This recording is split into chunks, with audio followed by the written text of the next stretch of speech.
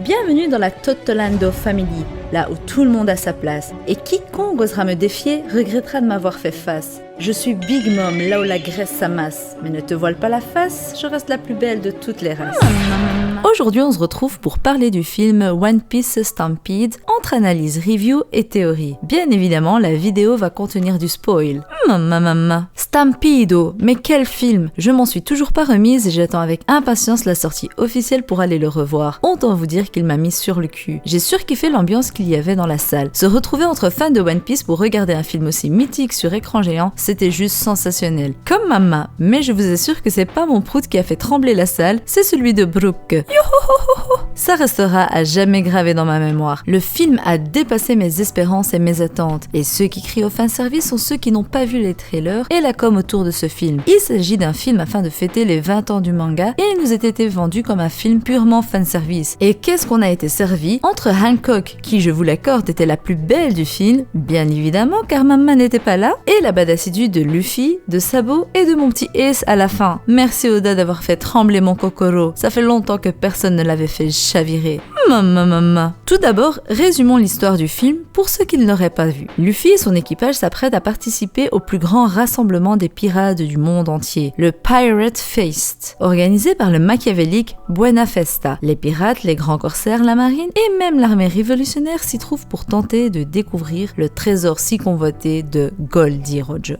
Mais pour cela, ils vont devoir combattre un ancien membre de l'équipage de Roger, Douglas Bullet, aussi appelé l'héritier du démon. Au cours de cet affrontement qui s'annonce hors du commun, les pires dangers attendent les Mugiwara et d'étonnantes alliances pourraient voir le jour. Mais quels sont les éléments importants à retenir de ce film? Eh bien tout d'abord, le fruit du démon de Douglas Bullet, aka l'héritier du démon. Bullet possède le fruit du démon de la ferraille, mais sa puissance ne provient pas que de ce fruit. Bullet possède un haki des rois tellement puissant qu'il a su mettre à terre la plupart des pirates qui étaient présents. Un haki des rois qui égalait, voire surpassait celui de Monkey D. Luffy. Mais ce n'est pas tout. Douglas Bullet est le deuxième dont on a vu l'éveil de son fruit. Le premier étant Doflamingo. On sait que Akainu a également atteint le stade de l'éveil du fruit du magma, mais on ne l'a pas encore vu en action. Ce qui fait que son fruit du démon est bien plus fort que les autres. Kit aurait pu faire un bon adversaire pour Douglas étant donné qu'il possède le fruit du démon du métal, mais ce dernier n'a pas encore atteint l'éveil et donc aurait eu du mal à le combattre comme on l'a vu. Concernant Douglas Bullet, il a été présenté comme ayant la force d'un second de l'équipage de Roger par Fiesta, mais ça me semble démesuré et surtout mensonger quand on voit son état dans le flashback après son combat contre Roger. Si on parle purement force physique, effectivement il pourrait avoir ce niveau, mais si on prend en compte le haki et tout ce qui constitue une vraie force dans le monde de One Piece, je doute que Bullet soit réellement à ce niveau quand on connaît la force légendaire de Rayleigh. Un point intéressant à noter est le fait que Law était déjà au courant des manigances derrière la Fiesta, avant même l'arrivée de tous les pirates. Law est toujours au courant de choses bien cachées. Ce serait intéressant de savoir un jour comment il fait pour obtenir de telles informations. En tout cas, c'est une vraie fouine et nous savons quelles sont ses capacités grâce à son Opeopenomie. Mais ça me paraît étrange qu'il soit toujours plus informé que les autres et qu'il soit toujours sur ses gardes. Peut-être manque-t-il de confiance suite à son passé et c'est légitime qu'il enquête sur tout avant de se lancer dans quelque chose. On sait aussi qu'il a décidé de mettre son équipage en lieu sûr et d'enquêter seul sur les manigances de Fiesta et ainsi contrecarrer ses plans. À l'inverse de Luffy qui compte beaucoup sur ses Nakama. Dans le film, on a pu également voir que Crocodile cherchait Law pour justement arrêter Bullet.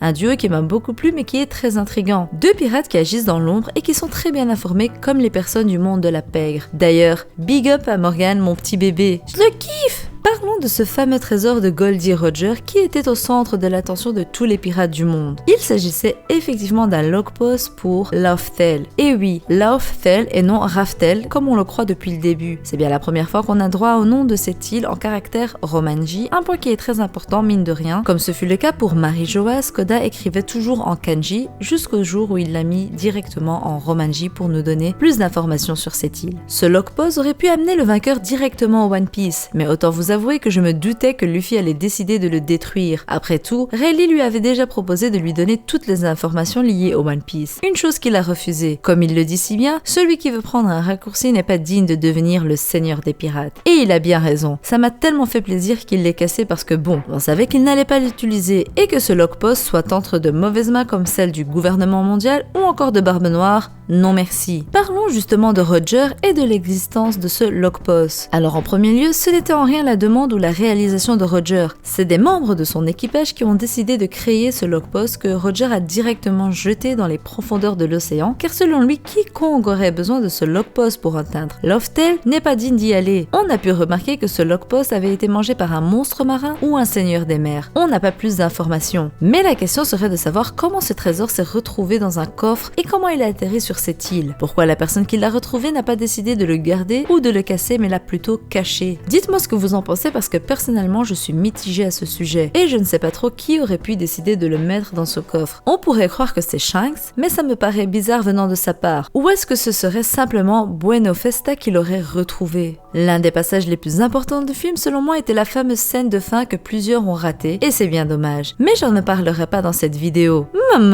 Restez connectés car selon moi ce passage mérite une vidéo entière. En tout cas, j'aurais passé un bon moment en regardant ce film. Je suis limite passé du rire aux larmes, mes émotions ont été décuplées. J'ai bien ri aussi quand Bullet pensait aller combattre les Yonko. Mais quel naïf. Ce film nous aura aussi mis en avant la célébrité de Luffy, car après tout, il est désormais connu de tous suite aux événements sur Whole Cake Island et est surnommé le 5e empereur. Même Morgan attendait de pouvoir réécrire sur le badass Monkey D. Luffy. Ça nous donne un petit aperçu de comment elle sera perçue par les autres après Wano Kuni.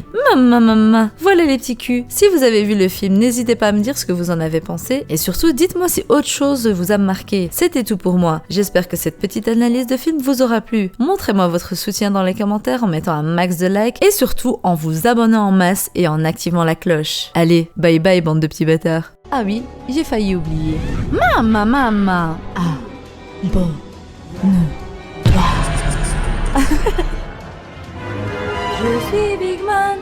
Je suis Big Mom, je te bouffe ta race, même si tu t'abonnes, tu veux que je prenne du poids, abonne-toi, et le pouce bleu pour mettre le feu.